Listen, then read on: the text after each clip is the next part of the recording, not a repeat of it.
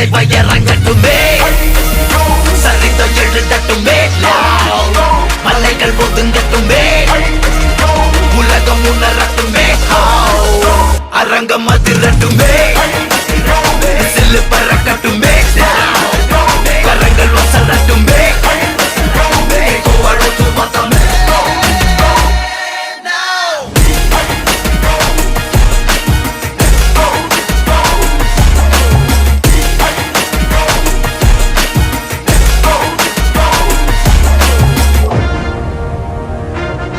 இந்த தேவா பத்தி தெரிஞ்சிருந்தோம் என்கிட்டயே விளையாடி இருக்க.